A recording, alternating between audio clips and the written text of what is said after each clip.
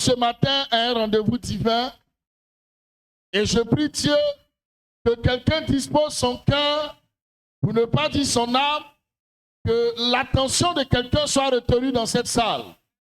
Parce que je crois ce matin que Dieu nous fera encore du bien. Alléluia. S'il vous plaît, j'aimerais vous inviter dans l'Ancien Testament, dans le premier livre que nous avons, qui est notre Bible, Genèse, chapitre 49, de versets 14 à 15. Le premier livre de la Bible qui est Genèse, allons-y. Genèse 49, versets 14 à 15. Oui, allons-y ma fille. Issachar est un âne robuste Oui. qui se couche dans les étables. Il voit que le lieu où il repose est agréable. Oui. Et que la contrée est magnifique. Et il coupe son épaule sous le fardeau. Oui. Il s'assujettit à un tribut. Amen. Amen. Alléluia. Que Dieu bénisse sa parole. Permettez-moi, s'il vous plaît. Avec votre permission, je vais refaire une seconde lecture. La Bible dit, Issachar est un âne robuste qui se couche dans les étables. Il voit que le lieu où il repose est agréable et que la contrée est magnifique. Et il coupe son épaule sous le fardeau. Il s'assujettit à un tribut. Alléluia. Et nous avons vu les semaines précédentes la particularité de la maison de Joseph. Alléluia. Qui est l'un des fils de Jacob. Et encore aujourd'hui, nous allons étudier encore la vie de l'un des fils de Jacob qui constitue une tribu, qui constitue une grande famille, qui constitue un patriarche. Alléluia. Et c'est le cas de Issachar. Bien-aimé, s'il vous plaît. Issachar est le 9e fils de Jacob et il est le 5e fils de Léa. Amen. Je tiens juste à vous rappeler que les enfants de Jacob ont été au travers de 2 femmes officielles et de 2 concubines. Amen. Ça lui fait tout autour 4 femmes. Amen. Et donc, pour Jacob, Issachar est le 9e fils. Pour Léa, c'est le 5e. Amen. Et le nom Issachar veut dire homme de la récompense. Homme de récompense. Alléluia. Issachar veut dire homme de récompense. Et comme je l'ai dit autrefois, il existe des bénédictions dans chaque famille des fils de Jacob. Amen. Et des bénédictions particulières. Le premier fils de Jacob étant qui? Ruben et le dernier, Benjamin. Alléluia. Qui veut dire fils de la droite. Donc, partant de Ruben jusqu'au fils de la droite, il y a des bénédictions particulières. Et nous avons eu la grâce de voir la particularité de la maison de Joseph. Ce matin, étudions la particularité également de la maison de qui? D'Issachar. Mais seulement c'est que cette particularité nous amène à donner un thème assez particulier. Alléluia. Mais avant que le thème ne soit présenté, je voudrais commencer plus ou moins à entrer dans le texte, ce qui nous permettrait d'avoir un thème qui répond à l'orientation du message de ce matin. Alléluia. Ok. Le texte n'est pas long. Genèse 49, versets 14 à 15. Nous pouvons même le retenir dans notre esprit. Alléluia. La Bible nous dit que Issachar est comment? C'est un âne robuste. Pourquoi le propre papa, en bénissant son fils, l'identifie à qui? Un âne. Et un âne robuste. C'est une image, c'est une figure de style qui a tout son sens et qui tient son pesant d'or. Qu'est-ce que Jacob veut nous dire? Sur quoi Jacob veut nous orienter? Quelle est la leçon que nous devons retenir en appelant Issachar un âne robuste. Et il poursuit pour dire quoi? Il fait quoi? À la suite de l'âne robuste, il fait quoi? Il se couche dans les étables. C'est quoi une étable? Une étable. L'étable, c'est comme un enclos. Amen. C'est comme un enclos, un endroit où résident voilà, les chevaux, l'âne et tout ça. C'est un peu comme si c'était un poulailler pour les poulets. Est-ce que quelqu'un me suit? Donc les étables, c'est un enclos là où résident les ânes. Alléluia. C'est-à-dire qu'il réside, il dort dans son environnement. Alléluia. Et le verset 15 dit, il voit que le pays est comment?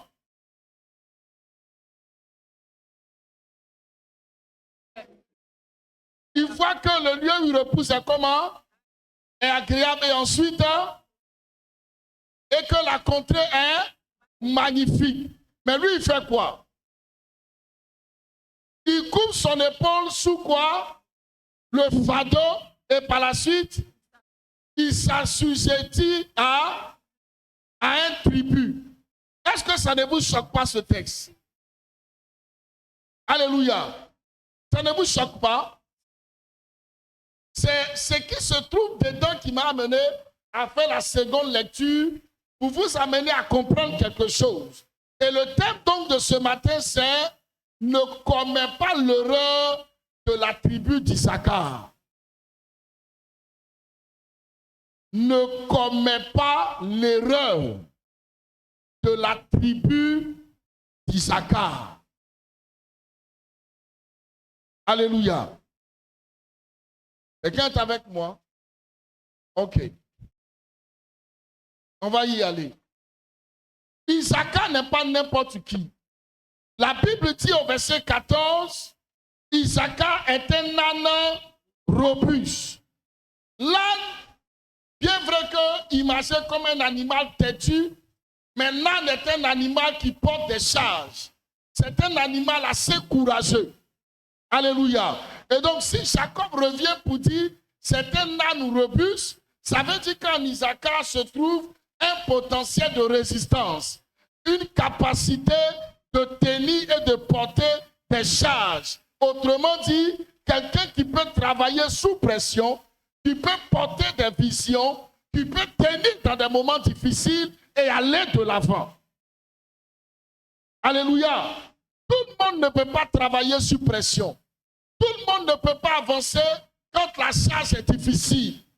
Il faut des gens de la maison d'Issachar. Ce sont des ânes robustes.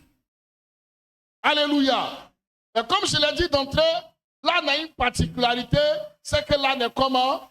L'âne est têtu. Mais être têtu n'est pas forcément une mauvaise qualité. Hein? Ça dépend de là où tu te trouves. On peut être têtu dans le bon sens. Têtu dans le sens de ne pas abandonner. Têtu dans le sens de pouvoir aller de l'avant et maintenir le cap. Alléluia.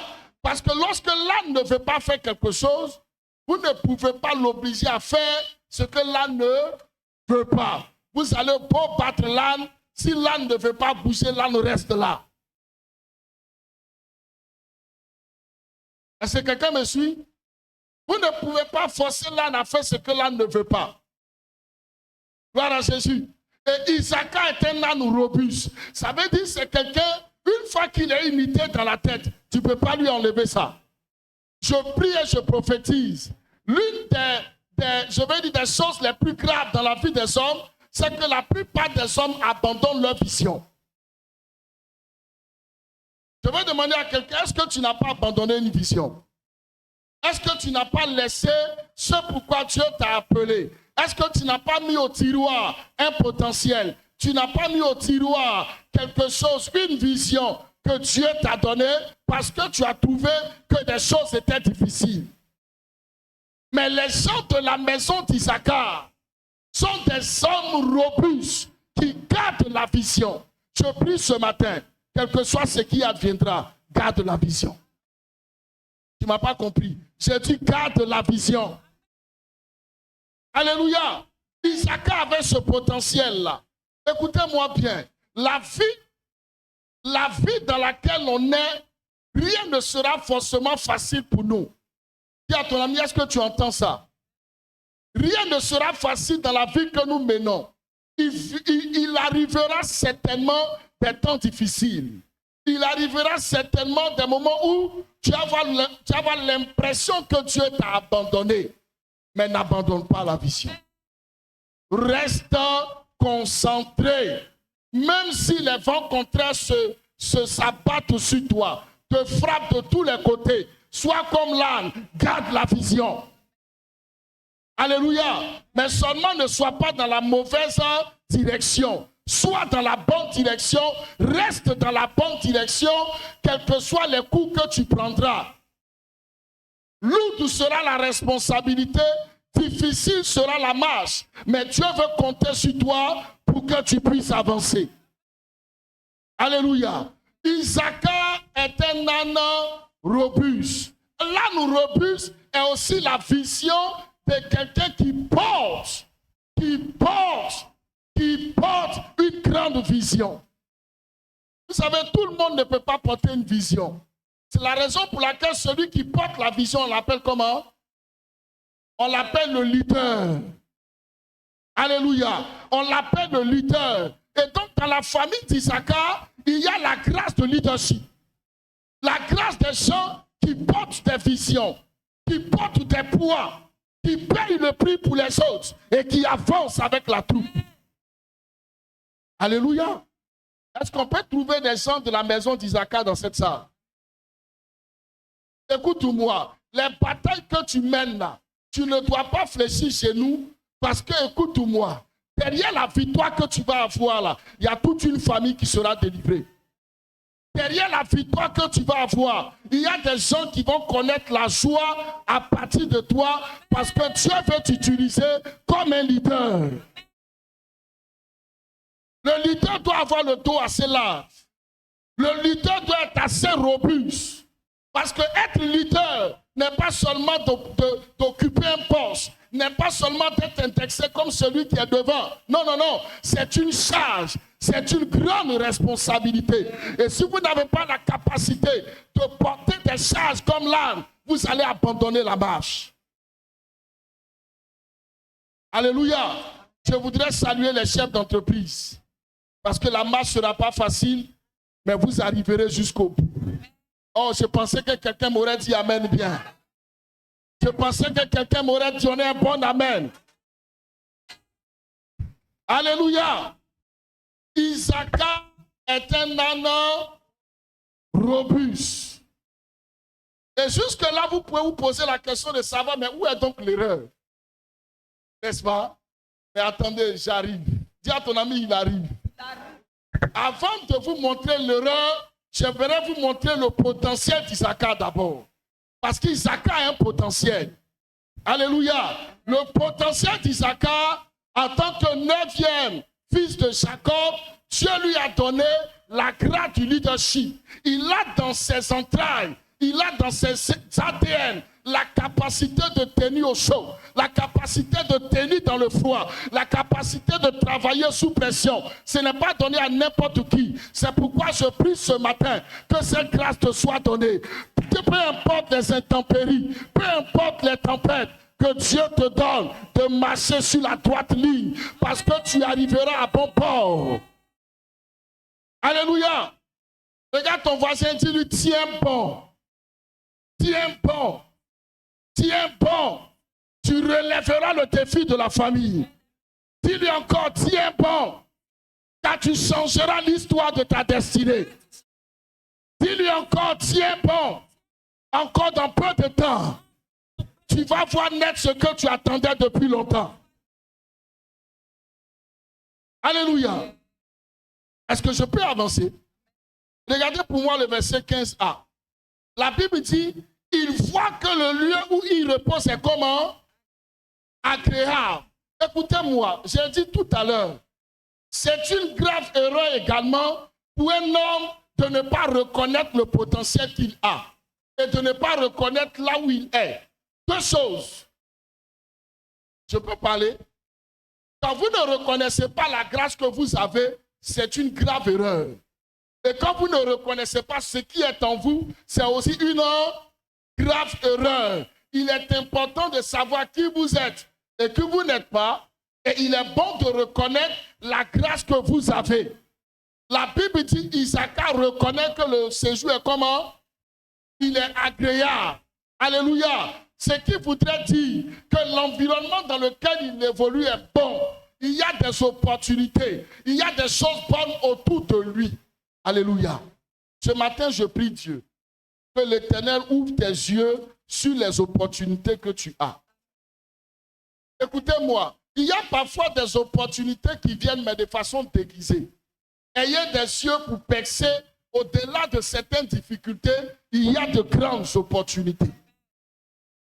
Alléluia. Si vous ne reconnaissez pas que là où vous êtes est bon, ou que ce que vous avez est bon, vous risquez de négliger, de brimer et même de jeter l'or que Dieu vous a donné. Et c'est comme ça, il y a des femmes qui méprisent les bons maris que Dieu leur a donnés. Oui. Et il y a des hommes qui méprisent les bonnes femmes que Dieu leur a données. Pourquoi? Parce qu'ils n'ont pas la capacité de reconnaître. Je prie Dieu que la grâce que Dieu t'a donnée là, tu aies les yeux d'Isaac pour reconnaître ton territoire.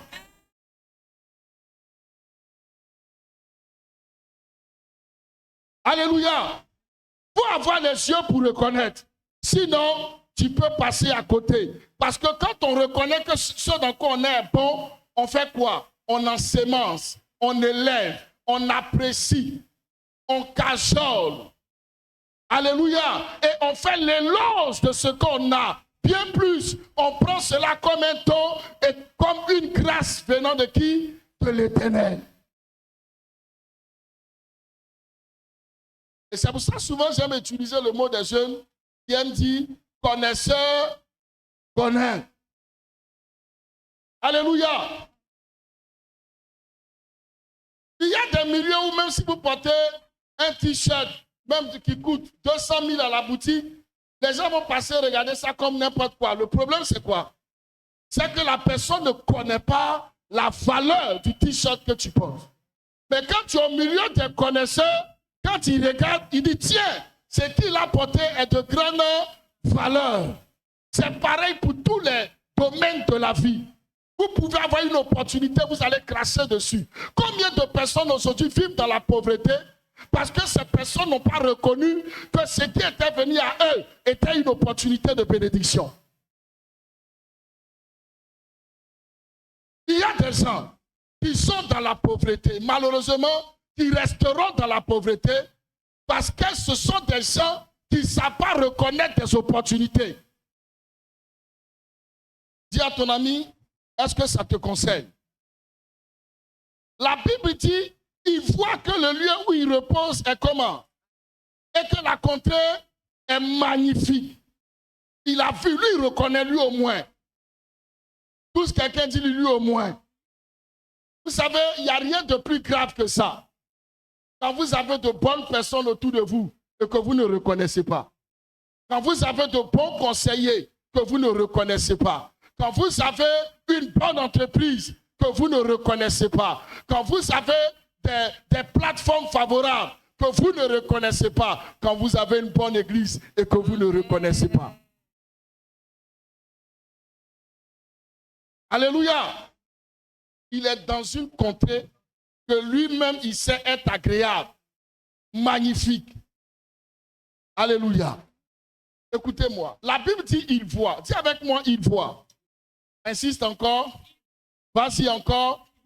Dis encore, il voit. Dis encore, il voit. Écoutez-moi. Ce que vous voyez dans ce texte n'est pas la seule qualité de la famille d'Isaac. Je voudrais vous faire évoluer un peu. Allons-y dans les textes. Dis à ton ami, allons dans 2 Chroniques. 2 Chroniques, chapitre 12, le verset 32. Verset 32. Allons-y. Des fils d'Isaac ayant l'intelligence des temps pour savoir ce que devait faire Israël, 200 chefs et tous leurs frères sous leurs ordres. Merci. Reprends bien le texte, mais pas doucement. Des fils d'Issachar. Des fils d'Issachar. Ayant l'intelligence des temps. Ayant l'intelligence des temps. Pour savoir ce que devait faire Israël. Pour savoir ce que devait faire Israël. Merci. La Bible dit, il y a des fils d'Issachar qui ont quoi? Oh, je prêche avec vous, hein. Qui ont quoi? L'intelligence de quoi? Des temps ou des saisons pour faire quoi? Je dis, je prêche avec vous.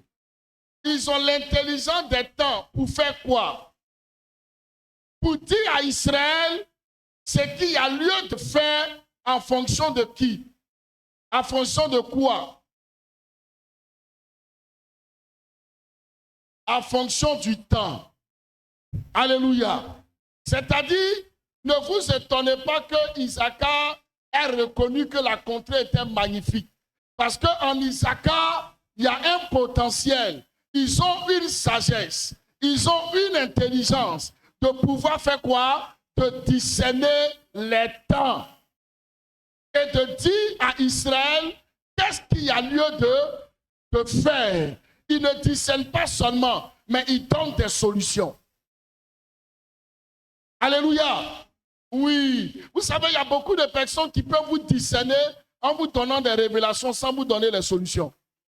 Mais Issachar donne non seulement le temps, discerne la saison, mais te donne la solution. Alléluia.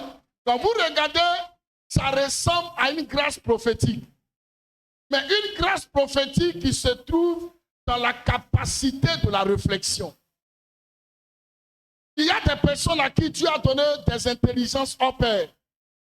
Ils regardent les temps. Ils peuvent vous dire exactement qu'aujourd'hui, là, maintenant, là, de telle période à telle période, voilà ce qu'on doit faire qui sera bénéfique au pays. Et quand vous les écoutez, vous avez du succès. C'est une onction, c'est une grâce, c'est une capacité. Issachar avait tout ça. Il y avait tout ça là en Issachar. Vous savez, il y a beaucoup de personnes qui évoluent sans tenir compte des temps et les saisons. Dis à ton ami, fais attention. En Afrique, on vit comme ça. Mais en Europe, comme les saisons sont un peu rudes, vous allez voir qu'il y a une différence. Très vite. Quand ils sont en été, il y a des activités qui se développent. N'est-ce pas? Il y a même des vêtements qu'on porte. Quand on passe en hiver, il y a d'autres activités qui n'étaient pas en été, qui viennent en hiver. Il y a des vêtements qu'on change. Il y a des boutiques qui enlèvent les articles de l'été pour mettre des vêtements de quoi? D'hiver. Pourquoi? Parce que les temps ont changé, la saison a changé.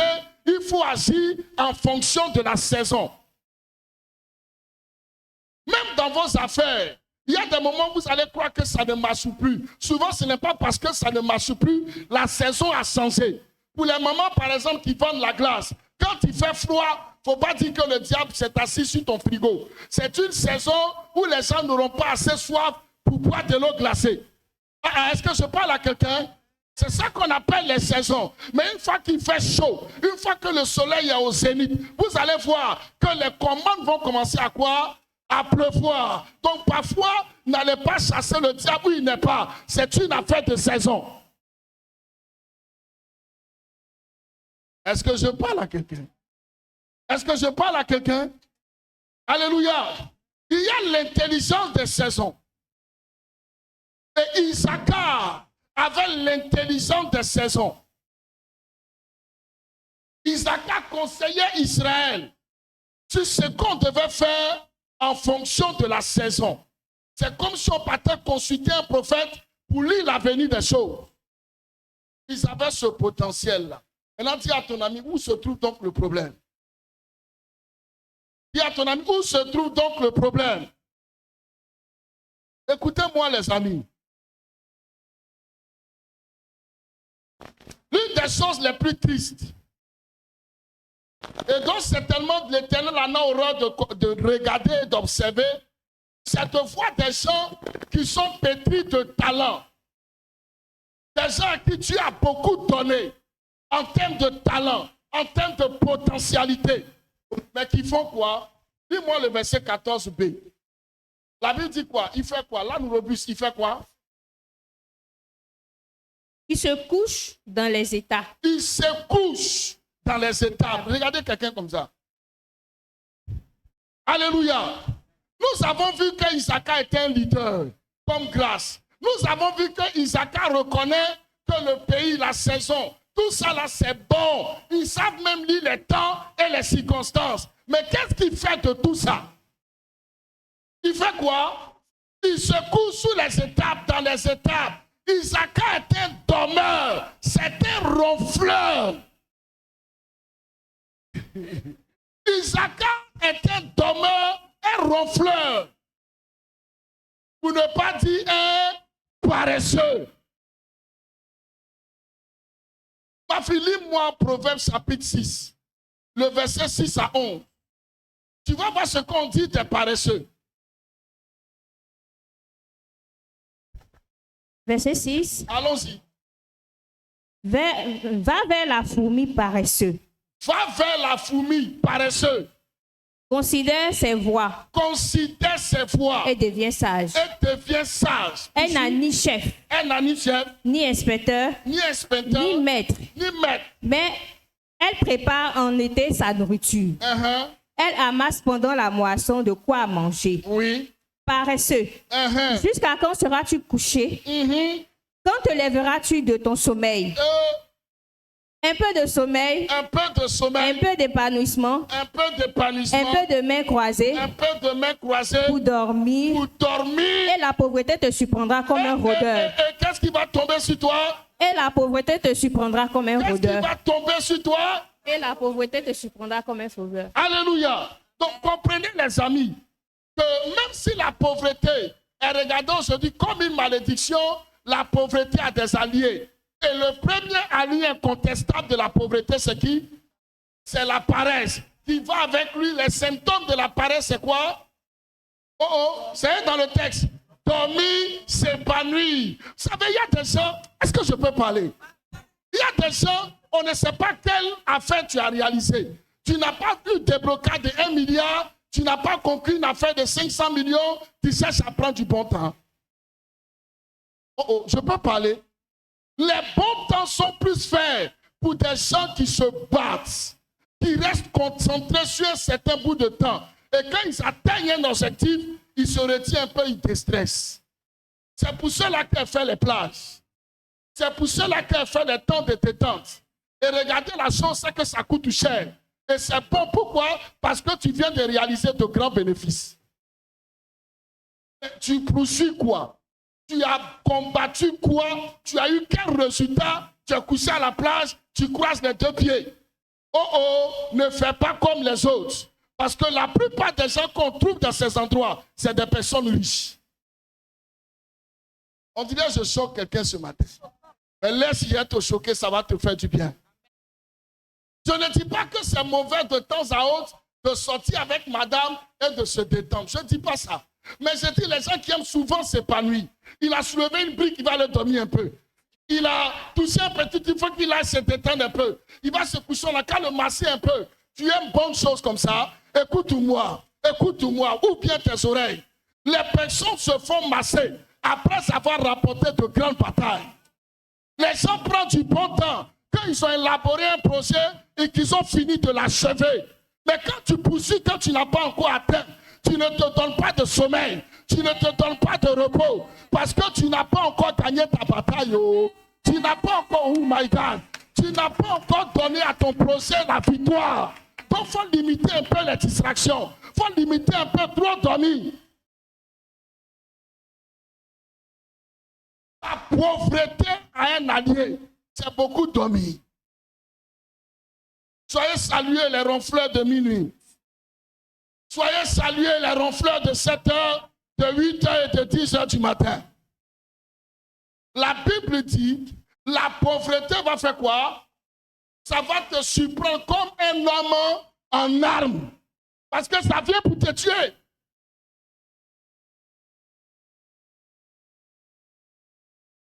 Alléluia. Dites-moi, quelle est la première bénédiction que tu as donnée à l'homme? C'est quoi? C'est quoi? le travail. Genèse chapitre 12, Genèse chapitre 2, le verset 15. Vas-y, ma fille. Bien. Genèse 2, 15. L'Éternel prit l'homme et le plaça dans le jardin d'Éden pour le cultiver et pour le garder. Alléluia. L'Éternel prit l'homme, il le mit où ça? Dans le jardin pour faire quoi? Pour le cultiver et puis pour faire quoi? Le garder. Pour le garder.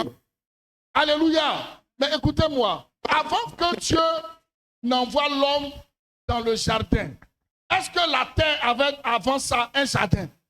La Bible dit que la terre était informe et vide. Dieu a pris son temps de souffler une chaleur sur la terre qui a donné naissance à qui? Au jardin. Il a créé des animaux, comme un papa qui a préparé un trousseau pour la venue de son enfant. On est d'accord? Et il place l'homme. Ce n'est pas l'homme et la femme. Hein? Il place l'homme dans lequel il y avait la femme cachée. Quelqu'un me comprend? Et il lui donne comme première charge de cultiver le jardin et puis ensuite de le garder. Ce qui voudrait dire quoi? Que Dieu, en fait, a fait tout ça pour donner à l'homme la responsabilité du travail, donc de la gestion. Gérer ne veut pas dire qu'il faut seulement garder, mais gérer veut dire développer et puis sécuriser, préserver pour longtemps. Donc, il lui dit cultive le jardin et garde-le. Développe le jardin et conserve-le. Quelqu'un me suit? Donc écoute-moi, garçon, homme. Avant que Dieu n'approche la femme de l'homme, il lui a déjà donné quoi? Le travail. Ce qui voudrait dire quoi? Si un homme ne travaille pas, qu'il ne cherche pas à dire à une femme qu'il aime.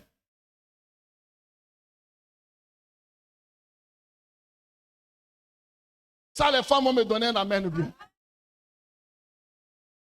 Un homme qui ne travaille pas, qui ne dise pas à une femme, je t'aime. Parce qu'avant de t'aimer, il faut qu'il aime son travail. Avant de t'aimer, il faut qu'il apprenne à travailler son jardin et puis à le garder. S'il sait travailler le jardin, s'il sait garder le jardin, il saura prendre soin de toi.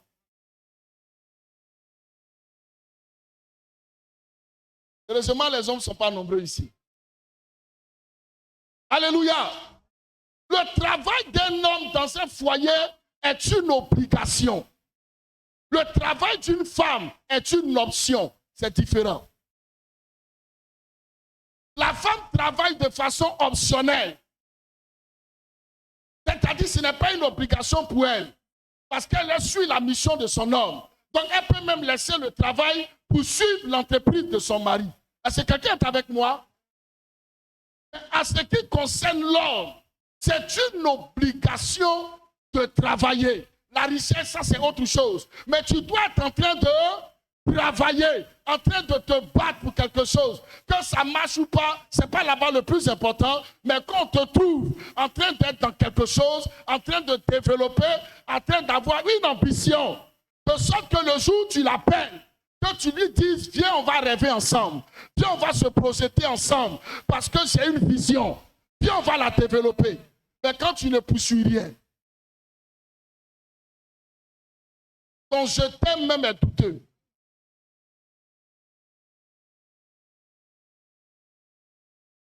Je parle à quelqu'un, c'est un gros scandale dans la nature de voir un homme qui ne bouge pas et de voir sa femme transpirer. Dis avec moi, c'est un scandale. Et je suis en train, au travers de ce message, pour dire à tous les hommes qui ronflent, à tous les hommes qui dorment, c'est le temps de vous réveiller. Parce que, écoutez-moi, les femmes là, elles ne sont pas faites pour gouverner. Les femmes ne sont pas faites pour dominer. Donc, quand tu donnes la domination à une femme, qui a provoqué ça? C'est toi. Et tu vas rendre témoignage.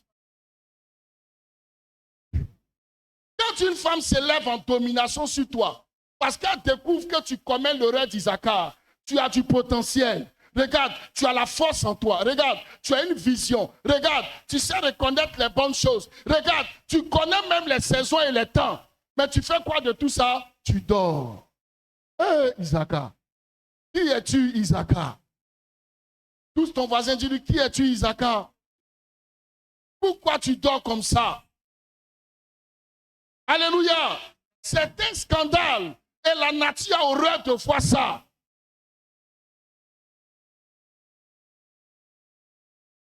Et l'autorité de tout homme va se voir revendiquer lorsque ton épouse se lève en domination. Je suis en train de dire aux hommes, entre parenthèses, ne vous laissez jamais faire. Parce que l'autorité d'un homme, c'est comment? C'est divin.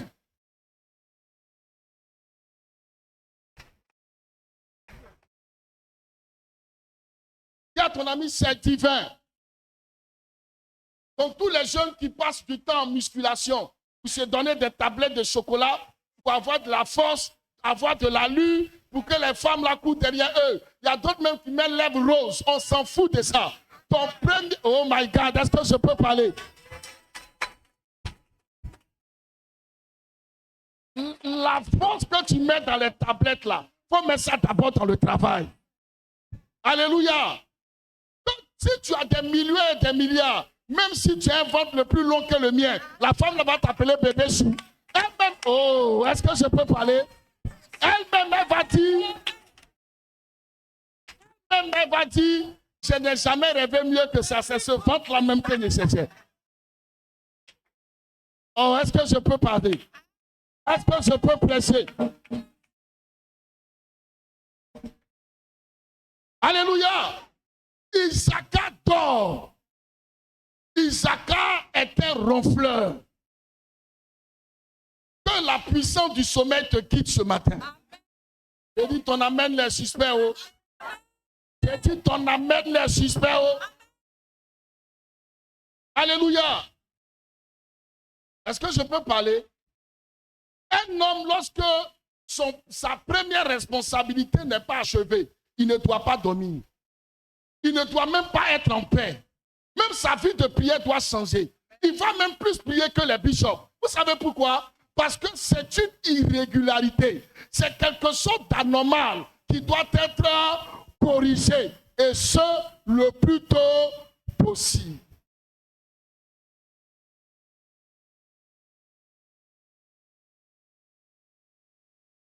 Est-ce que les hommes sont dans cette salle?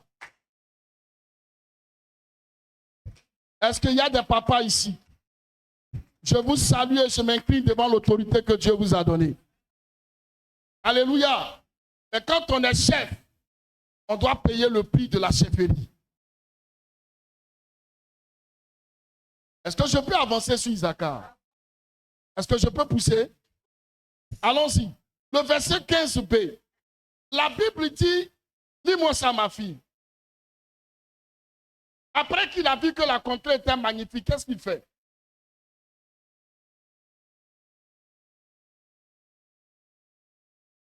Il courbe son épaule sous le fardeau. Il courbe son épaule sous quoi? Le fardeau. Sous le fardeau. Écoutez, ces mots ont tous les sens. Hein? C'est quelqu'un qui l'a courbé, ou bien c'est lui-même qui s'est courbé. Ma fille est rit. Non. Est-ce que c'est quelqu'un qui l'a courbé?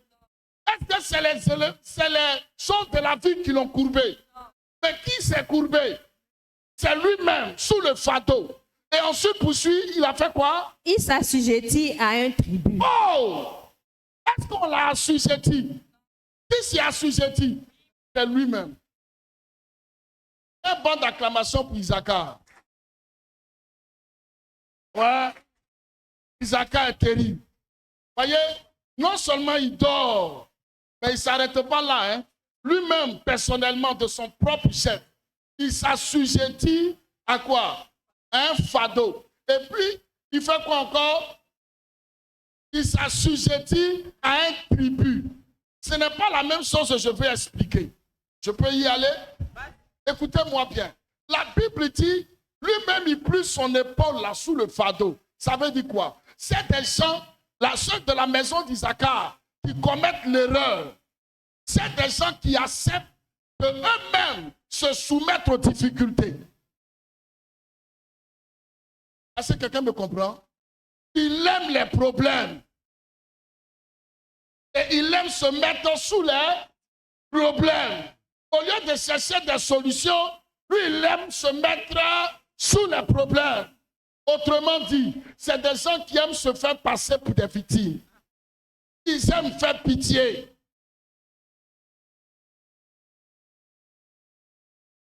Regarde ton voisin, dit, ne commande la pitié de personne.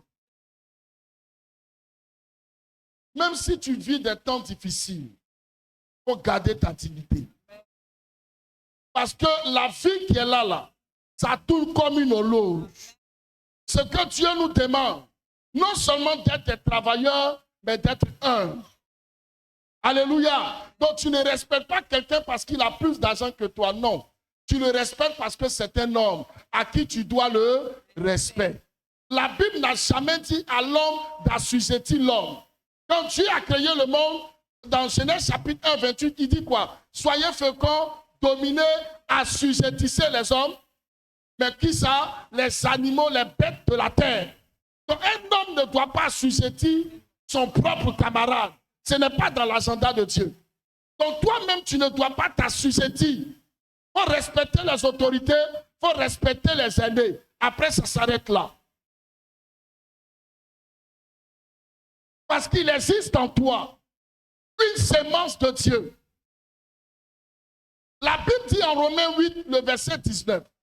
La Bible dit la création attend avec un ardent désir la révélation de qui? Des fils de Dieu. Mais ce n'est pas à tort. Quand Dieu le dit ainsi, c'est parce que Dieu a pris le soin de faire quoi? De mettre dans les fils de Dieu de la potentialité. Et c'est à juste titre que j'ai commencé par le potentiel d'Isaacar. J'ai insisté sur son potentiel. Parce que de toutes les personnes qui vivent, il n'y a pas une seule personne qui est sans grâce, sans potentiel pour réussir sa vie. Il n'en existe pas. Vous êtes tous équipés de grâce et de gloire pour faire la différence au milieu des hommes. Parce que le talent et le potentiel que tu as, j'en ai besoin. Quelqu'un d'autre en a besoin. Et chacun a besoin de quelqu'un pour ne pas que quelqu'un soit orgueilleux.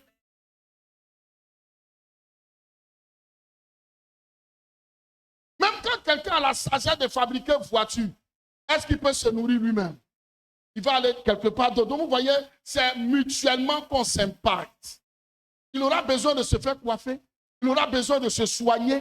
Donc il aura besoin du talent de quelqu'un d'autre.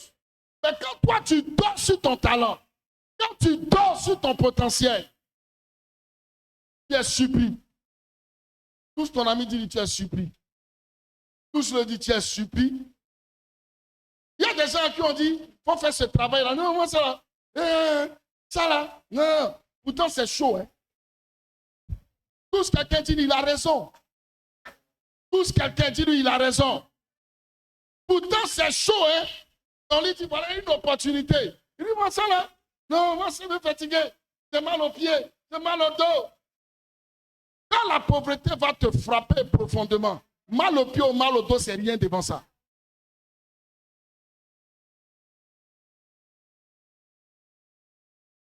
Tu es orgueilleux pendant que ça ne va pas. Mais qui es-tu, Isaacar? Tout ce que quelqu'un dit, tu fais comment? Comment tu réfléchis? Isaacar sait étudier les saisons.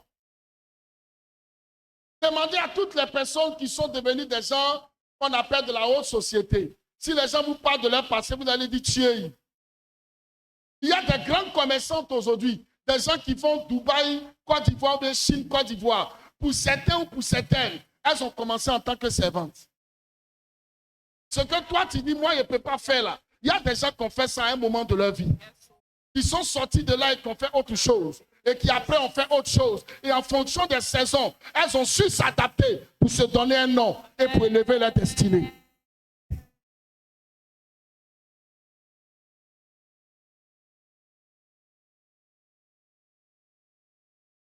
Dis à ton ami Isaacar. Isaacar est terrible. Parce que personne ne l'a obligé. Lui-même, il a la force en lui de vaincre le fardeau, mais il accepte de faire quoi? De se courber. En parenthèse, j'aimerais saluer tous les courbeurs. Tous ceux qui aiment se courber, ou se mettre sous le fardeau. Je fais ma parenthèse. J'espère que vos idées ne sont pas allées loin. Parce que moi, je suis ici. Amen. Alléluia. Donc, si c'est allé loin, revenez ici. Alléluia. Donc, comprenez une chose. Que tous ceux qui s'abaissent, c'est une position de soumission. C'est pour cela, dans l'occultisme, les gens amènent d'autres hommes à aller avec des hommes. Parce que l'homme étant l'incarnation de l'autorité, quand un autre homme fait abaisser un autre à ses pieds, il le soumet, il le dénature. Donc cette affaire d'homosexualité-là, ce n'est pas parti sous la base du plaisir, c'est parti sur la base des pratiques occultes. Et après, c'est devenu des plaisirs. Sinon, sa base-là, c'est l'occultisme, de tirer le substrat de l'énergie de l'homme.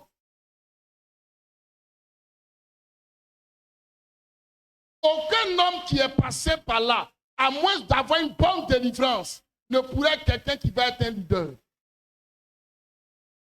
Parce qu'il y a une sémence que Dieu a mis en toi pour être un chef. Quand tu passes par là, on t'a tout enlevé. Même quand tu fais des efforts, ta demande devient femme. Tu luttes, mais tu ne peux pas. On t'a enlevé ton autorité.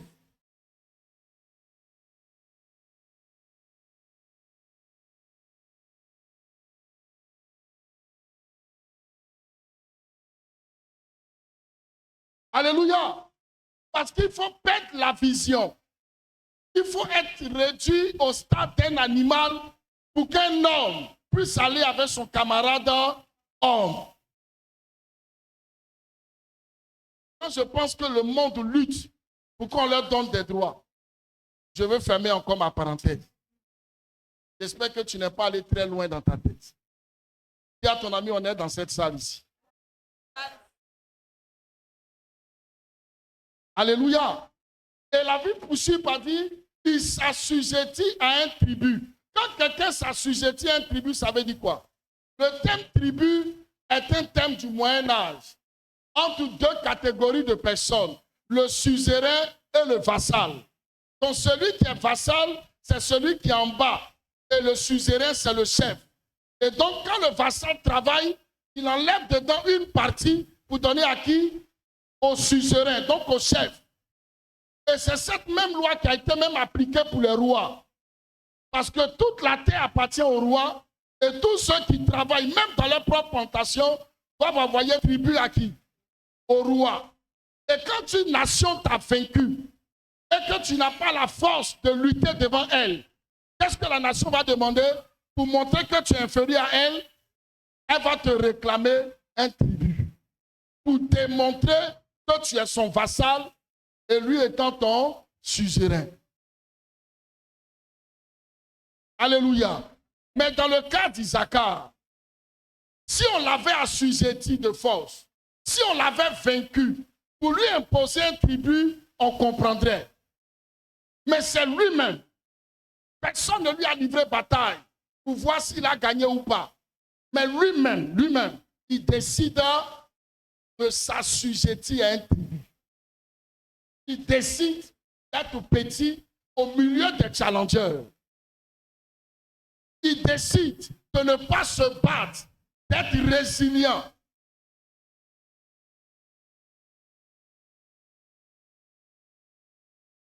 Alléluia. Regarde un voisin et dis-lui, tu n'abandonneras pas. Dis, tu ne laisseras pas.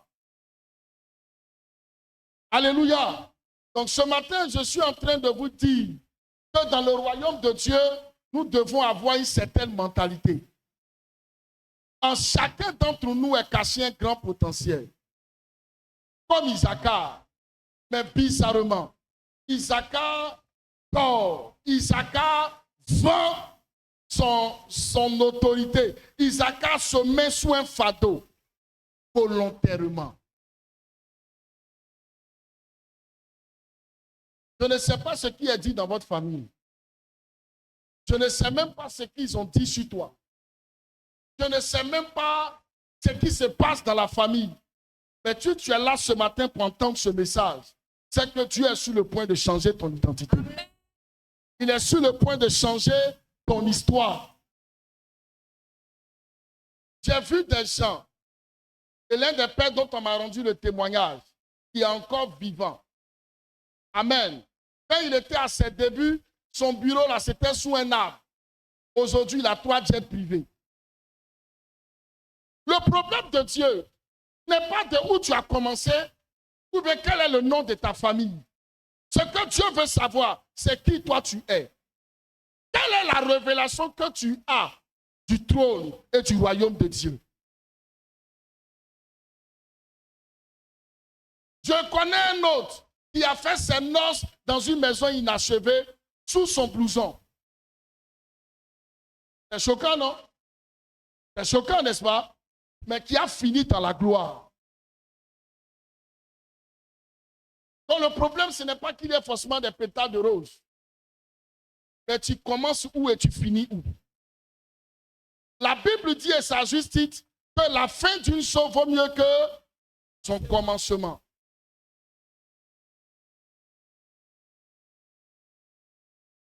Si tu commences avec la Royce, il faut finir avec le jet. Mais si tu commences avec la Royce, que tu finis avec la brouette, dis à ton ami, c'est ça qui est dangereux. Est-ce que quelqu'un me suit? C'est ça qui est dangereux. Il n'y a rien de malsain quand tu commences avec la brouette. On veut te voir finir, pas avec la brouette en main. C'est ça qui est le plus important. Mesdames et messieurs, frères en Christ, voilà l'erreur de la famille d'Issachar.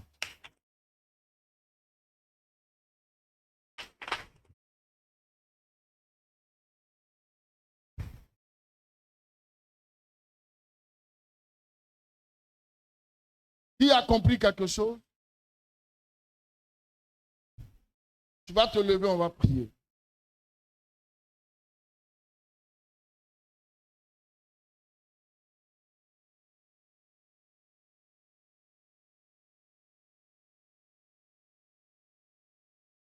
Vas-y, mon fils.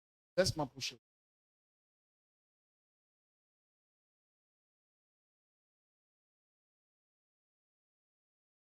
Tu vas dire avec moi ce matin, je déclare au nom de Jésus, à partir de ce matin, que tout ce qui est sommeil, tout ce qui est manque d'ambition, tout ce qui est manque de payer le prix, soit délogé de ma vie. Je déclare et je décrète. De la même manière que l'Éternel ne se donne point de repos.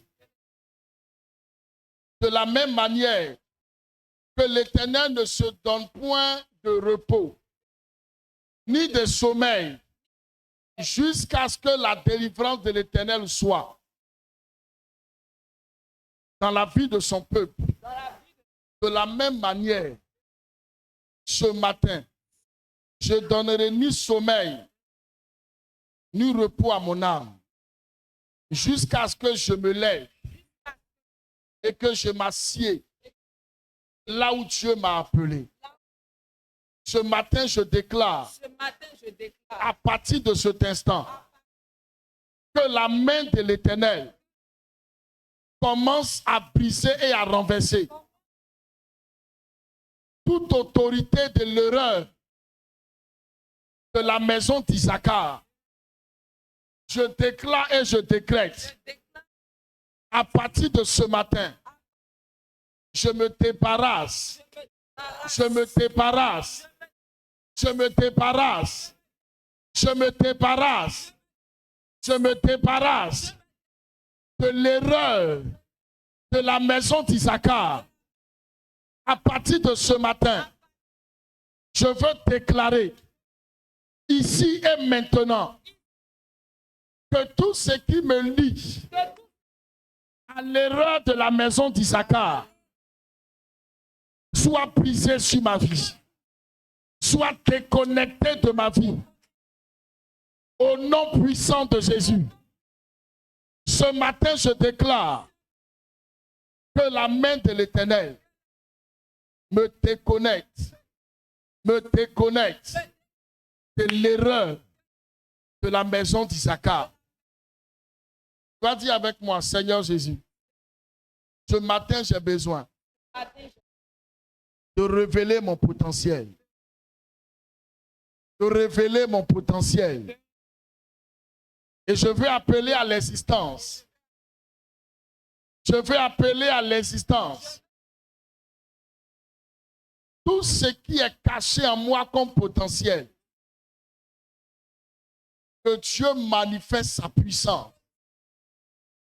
Que Dieu manifeste sa gloire qu'il a caché en moi.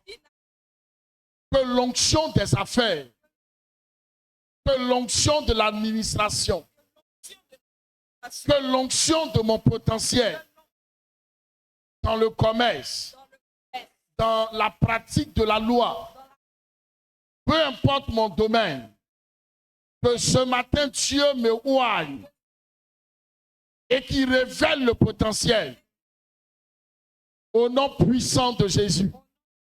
Seigneur, tu as dit dans ta parole qu'à partir de Jean-Baptiste jusqu'à aujourd'hui, le royaume des cieux est forcé.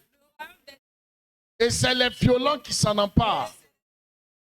Ce matin, je déclare que Dieu me donne de faire preuve de détermination, d'altruisme, de violence pour relever ma destinée et de m'asseoir dans la cour des fils du royaume. Acclame le Seigneur pour ta destinée.